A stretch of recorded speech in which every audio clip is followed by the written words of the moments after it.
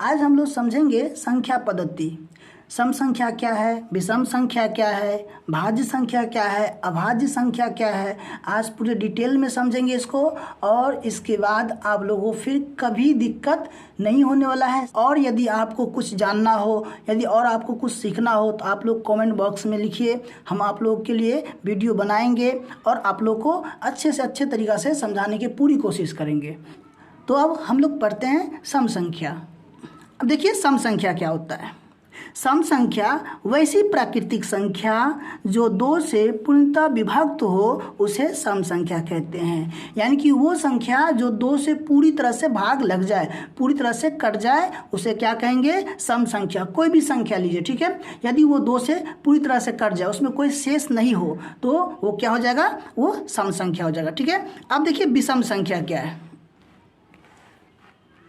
विषम संख्या वैसी प्राकृतिक संख्या जो दो से पूर्णतः विभक्त न हो, उसे विषम संख्या कहते हैं। यानी कि जो दो से विभक्त हो सम संख्या, और जो दो से विभक्त न हो क्या होगा, विषम संख्या।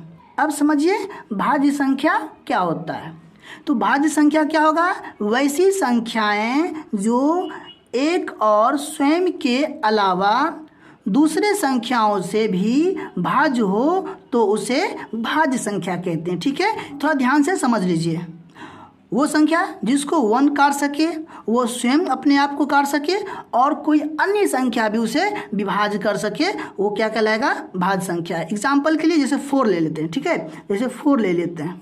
देखिए 4 को यदि हम 1 से भाग लगाते हैं, पहले क्या रहा है 1, तो 1 4 जा 4 कट गया। ठीक है, अब क्या करा है स्वयं, तो स्वयं को मतलब कि 4 से ही भाग लगाएंगे, 4 एकांत 4 कट गया। अब कोई अन्य और संख्या, तो देखिए 2 दूना 4 कट गया, यानी कि 1 से भी कटा, स्वयं से भी कटा, और किसी अन्य संख्या से भी कटा। जैसे कोई और एग्जाम्पल लीजिए 6 देखिए 1 से कटेगा, 6 एकांत 6 कट गया। अब 6 को स्वयं 6 काट सकता है, 6 1 जा 6, और कोई अन्य संख्या जैसे 2 भी काट सकता है 6 को, 2 3 जा 6, और 3 भी काट सकता है 6 को, 3 2 जा 6। तो भाज्य संख्या क्या होगा, जो 1 से कटे, स्वयं से कटे, और किसी अन्य संख्या से कट जाए, वो भाज्य संख्या हो जाएगा। ठीक है, अब अभाज्य संख्या क्या होगा वो समझ लीजिए।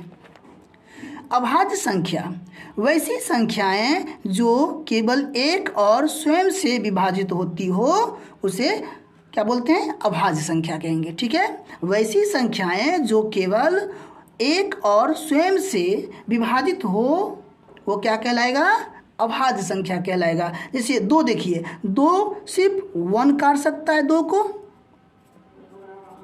ठीक है, 2 को सिर्फ स्वयं 2 ही काट सकता है, 2 एकांत 2।